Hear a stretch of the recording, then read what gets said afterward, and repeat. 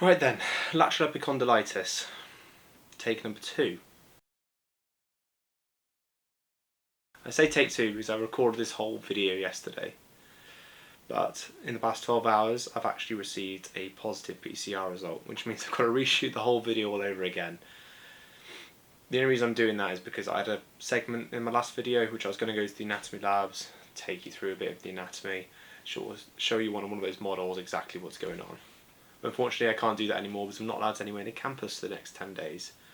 And instead of spending 10 days sitting here twiddling my thumbs, not really doing much, I thought I might as well crack on and get some videos released. So, before we go any further, I just want to apologise for this on the top lip. It's Movember, and the rugby club I'm part of is doing a bit of fundraising for the Movember campaign, so apologies in advance that you've got to look at this the whole way through the video. But let's crack on. Lateral epicondylitis, or tennis elbow, take number 2.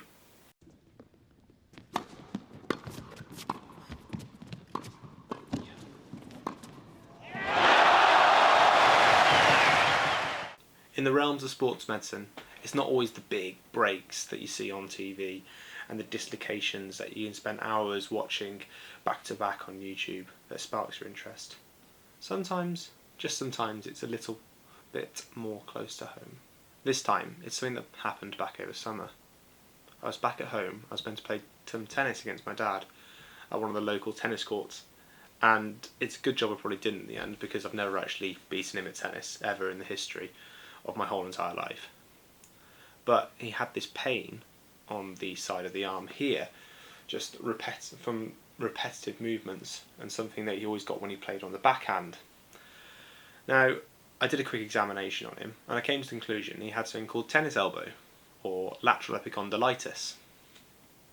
To this day, he's still getting quite a lot of pain with it, and when talking to him about it over the phone, because I haven't been home that much recently, he's always said that he hasn't been to see a GP about it, and whenever he's looked online, he hasn't managed to find much information that he can sort of digest, because he's not from a medical background at all. So I thought this would be a great opportunity to maybe release some information, not just for the public, but actually maybe for him to watch as well, give him a bit of background about the injury and stuff you can do to help yourself out. So what exactly is this injury? Well, it's pain caused by the degeneration of muscles where they insert into the elbow right here. But it's basically caused by that repetitive motion of a backhand.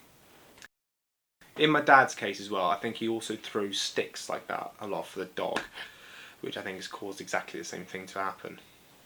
But in truth, there's lots of different causes for lateral epicondylitis, apart from throwing sticks for a dog and the backhand in tennis.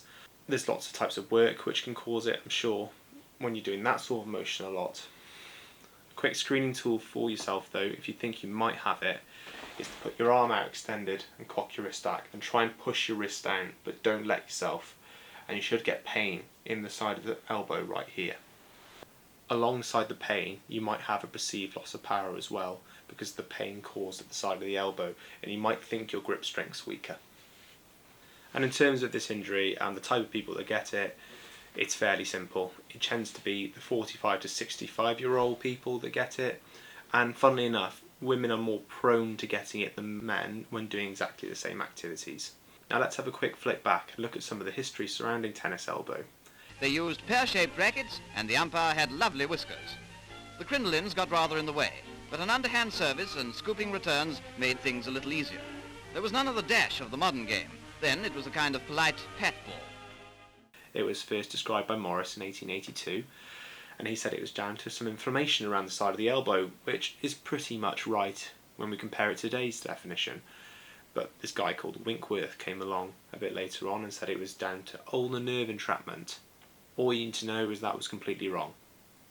Something quite interesting about this injury is that the German scientific community was really upset about the name of tennis elbow, and they ended up calling it, I'm going to have a look now to see what the name is because I can't remember it, Sogennaten Tennis Ellenbogen.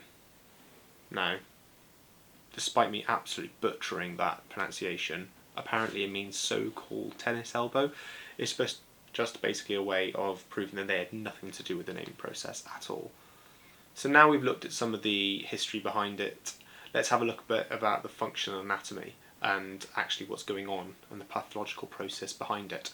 At this point we're now meant to be in the anatomy lab, so let's pretend we are. These muscles here are the extensor muscles of the forearm. They allow you to be able to extend the wrist backwards like this by contracting. So if you imagine there's a muscle here, as it contracts it pulls the wrist back, and as it relaxes the wrist flocks back as well. So contract the muscle and it shortens. There's a piece of string here which doesn't change length, and it contracts, pushes it, and as it relaxes, just go back floppy again. The most common muscle which is injured in tennis elbow is the Extensor carpi radialis brevis, which inserts into the side of the elbow right here, and as we can see on screen. Most people consider lateral epicondylitis or tennis elbow to be inflammation of where the muscles attach to the lateral epicondyle right here. But in fact it's important to note it's not inflammation. It's actually small micro tears caused in the muscle, which are as a result of repetitive motion. Most GPs and physiotherapists will be able to come to the conclusion or diagnosis of lateral epicondylitis, tennis elbow, fairly quickly with a good examination history. But you might be one of the lucky few who live next to a sports injury centre which you might be able to get referred to.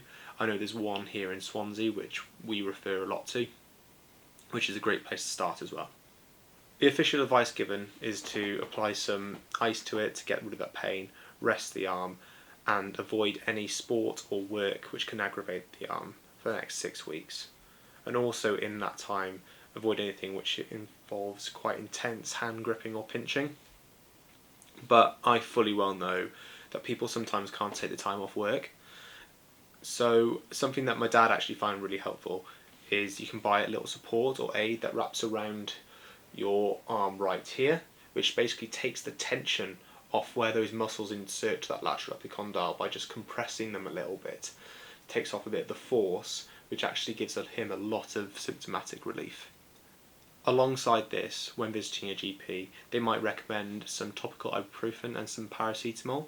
It is important to note, especially around bonfire time, that topical ibuprofen we always recommend you don't go anywhere near any naked flames.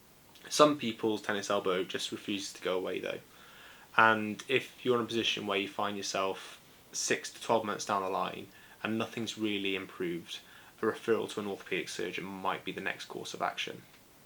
Here you might get offered a steroid injection into the arm or into the lateral epicondyle region just to bring a bit down that pain so you can get back to doing your normal daily tasks, or you might get offered surgery if it's quite extensively bad. Now the surgery can be arthroscopic, so keyhole, where they make a tiny incision and go in with instruments, or it might be open where they make a bit of a larger incision and have a good visualization of that elbow and debride any tissue they need to get rid of. There are some newer treatments coming through now as well, such as platelet-rich plasma, which is where they take platelets and plasma from somewhere else in the body, and due to its fantastic healing properties, they can inject it directly into the lateral epicondyle region, and it does a lot of healing around those micro tears. In a nutshell, I think that's everything covered to do with lateral epicondylitis. Again, thank you very much for listening. I got 9 more days of COVID isolation, which I can't wait for, so I'm hopefully get another video out soon. Alright, thank you very much.